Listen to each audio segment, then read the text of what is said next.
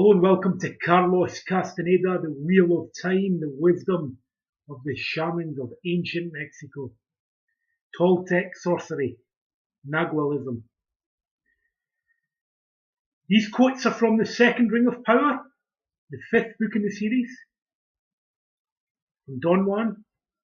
Human beings love to be told what to do, but they love even more to fight and not do what they are told. And thus they get entangled in hating the one who told them in the first place. Human beings, ordinary people, get entangled in conflicts, negativity, the ups and downs of everyday life, dramas. It's all conflict, people bouncing off one another, negativity, which can be used in order to transcend negativity. It can be used as an exercise in non-reactivity. That's only if someone is on the warrior's path, is on the spiritual path, is interested in the higher evolution. Otherwise, they get entangled in the ways of ordinary people, the ups and downs of their fellow men.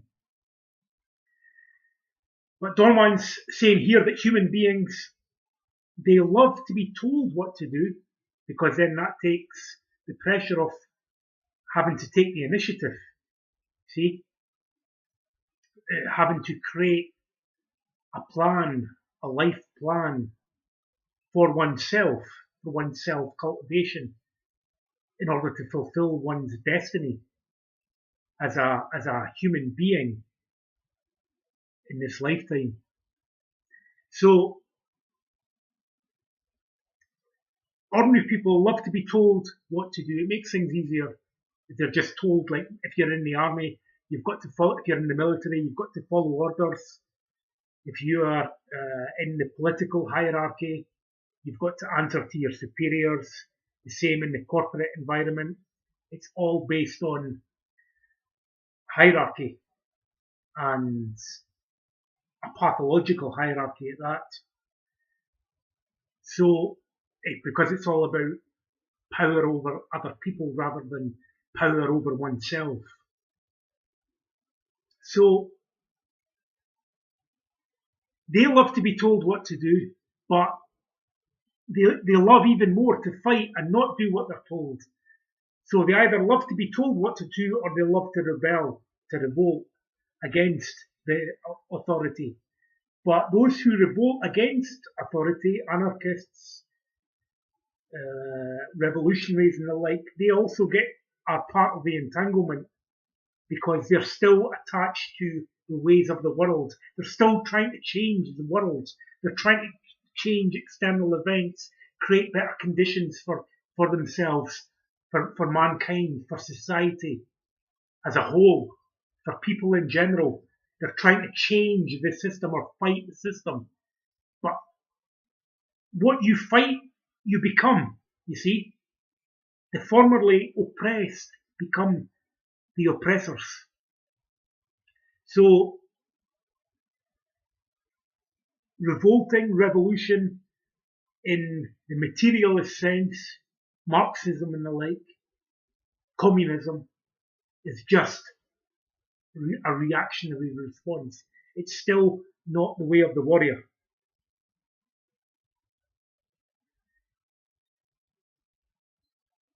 And revolutionaries get entangled in hating, because it's a very angry life, the life of an anarchist.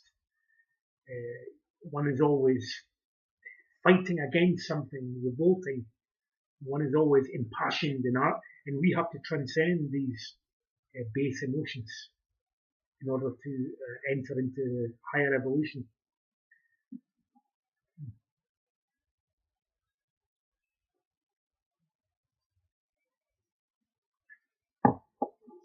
Everybody has enough personal power for something. The trick for the warrior is to pool his personal power away from his weaknesses to his warrior's purpose. So no matter what condition you find yourself in, no matter what circumstances you're in at the moment, you have enough personal power to do something about it. It might be a shift in awareness, in perception, in perspective, in interpretation, in understanding. But that shift,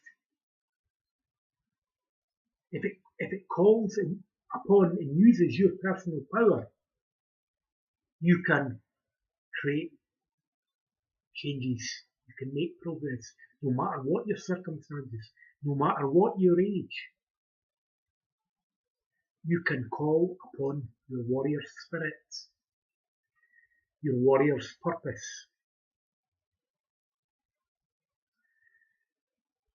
And that's a trick, to pull your personal power away from identifying with your weaknesses, with self-pity, with negativity, with drama, and so on, to your warrior's purpose. No pity for yourself, for your weaknesses. Focus on your strength, because you get always what you focus on.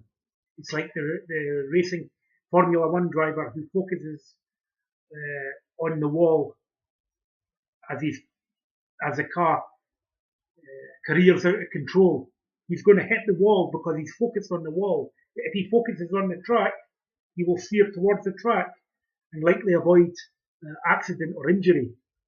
You get what you focus on. If you focus on what you don't want, you'll get more of the same. Focus on what you do want.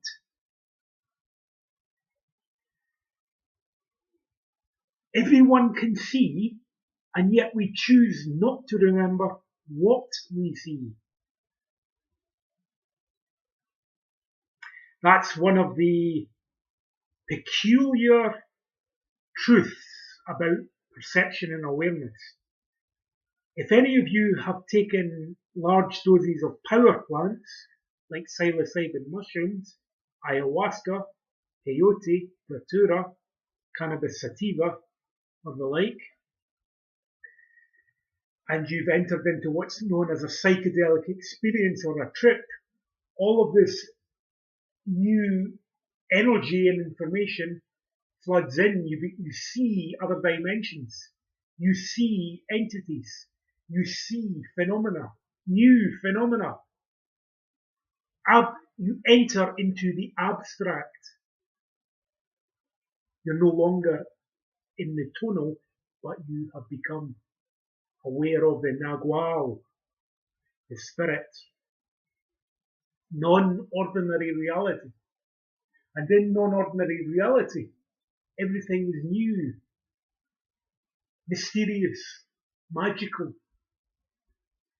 profound, mystical.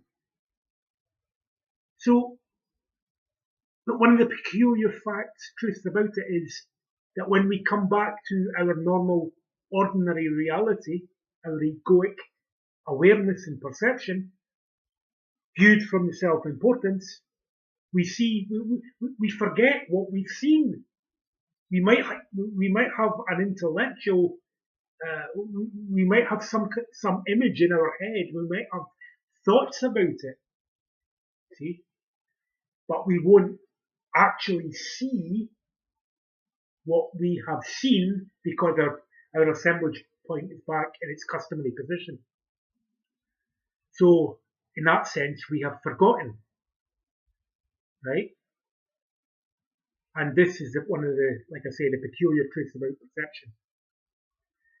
But Dorman's saying is that it's something we choose. We choose not to remember what we see. So when our assemblage point returns to its normal position, as it always does, that shift in perception is, in a sense, created by choice. It's a choiceless choice, because we have to return to the ordinary world in order to function there effectively. You know, one can't be in a state of heightened awareness all the time and function efficiently, effectively. That's why it's necessary to have a strong tonal. If you spend too much time in the Nagual, as I have in the past, then you become disassociated from ordinary reality, and people start thinking you're loopy because you're always trying to explain things that can't be explained because you've seen things that they've not seen, they can't identify with, so they just think you're crazy. A lunar ticking lunatic. So that was the last quote from Second Ring of Power. It's not my favourite book in the series. It's the darkest one, I would say. And Don Juan's not in it. So that's a big factor in why I don't like it as much as I do the other ones. Because my predilection is towards the art of stalking perception rather than dreaming, I cannot really make use of the art of dreaming either. So these are my two least favourite of the 12 books that you wrote. But anyway, that's not to say they're not good, but from a personal point of view, I don't like them so much. But anyway, this is the next one, The Eagle's Gift, book 6 from Don Juan. The art of dreaming is the capacity to utilize one's ordinary dreams and transform them into controlled awareness by virtue of a specialized form of attention called the dreaming attention. Carlos spoke about seeing one's hands in the dream, and that is the entrance into the world, or the gateway into dreaming, which is a specialized form of attention called the dreaming attention, where you enter into dreams lucidly and you're actually able to control your dreams rather than simply be a victim of what happens to you in ordinary dreams, where you don't have control, you don't see, you don't have control over the assemblage point, you're not aware of the assemblage point, and of course everybody is a sorcerer really underneath the social mask, because every night when one goes to sleep, the assemblage point naturally shifts, because it's not, one doesn't have to function in the world with the customary position of the assemblage point, which governs perception.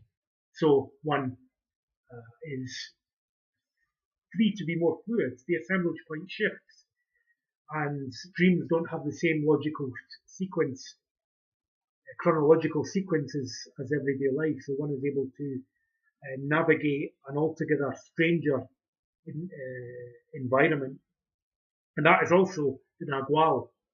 It's a different position of the assemblage point, it's a different reality, but nonetheless it's as real as this one.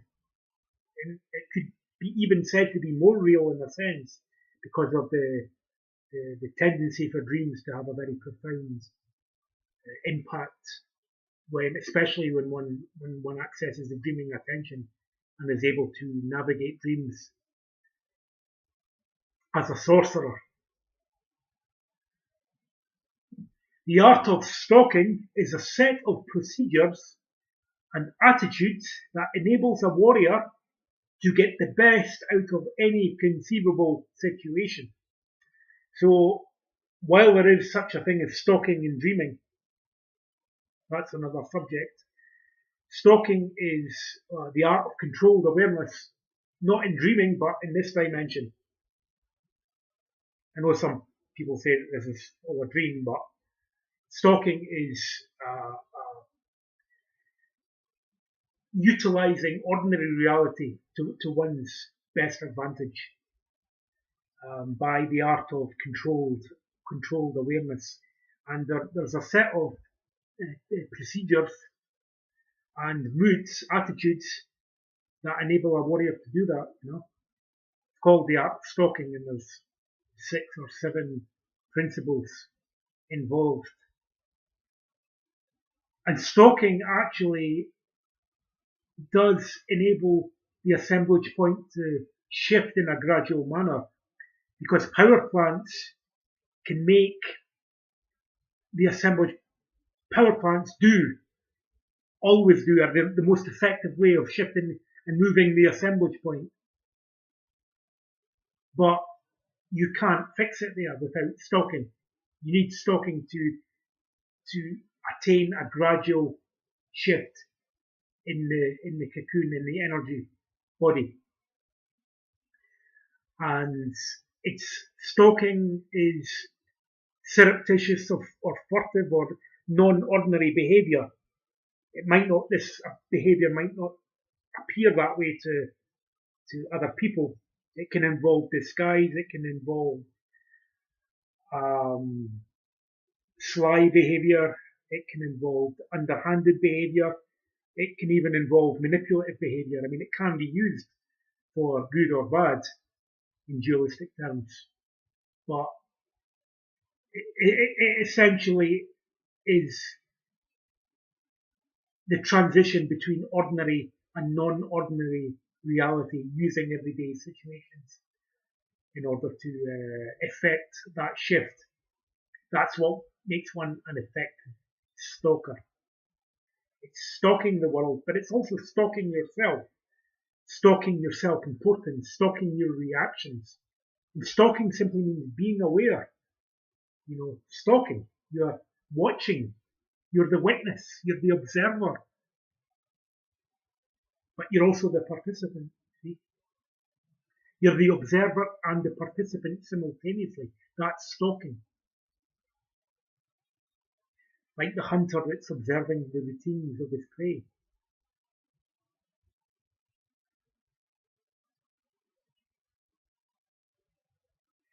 The recommendation for warriors is not to have any material things on which to focus their power,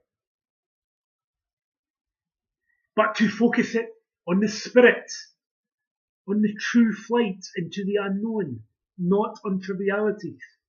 Everyone who wants to follow the warrior's path has to rid himself of the compulsion to possess and hold on to things. This is the same with any spiritual or mystical path.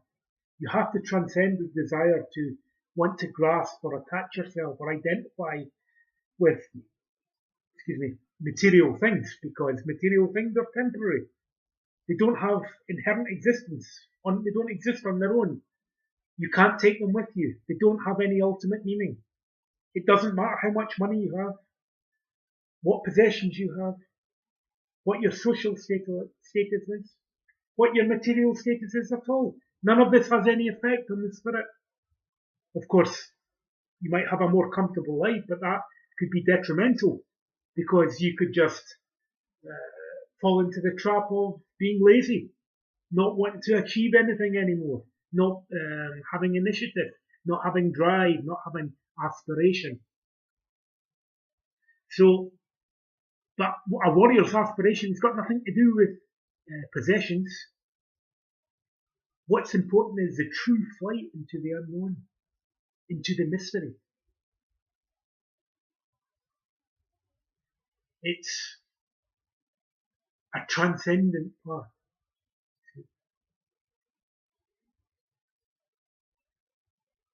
So everybody who follows the warrior's path has to rid themselves of that compulsion, because the process of cultivation is giving up attachments, being non-attached. Seeing is a bodily knowledge. The predominance of the visual sense in us influences this bodily knowledge and makes it seem to be eye-related. So seeing is not something we merely do with the eyes. It's the whole body. The whole body is involved in seeing. It's awareing. Every cell in the body is aware. Every particle of energy has sentience, feeling. It's a bodily knowledge.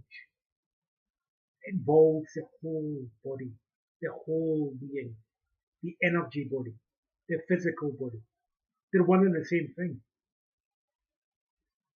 It's not simply something we do with the physical eyes. As Don Juan would say, that's a shameful and unnecessary loss. Till the next time, thanks for listening.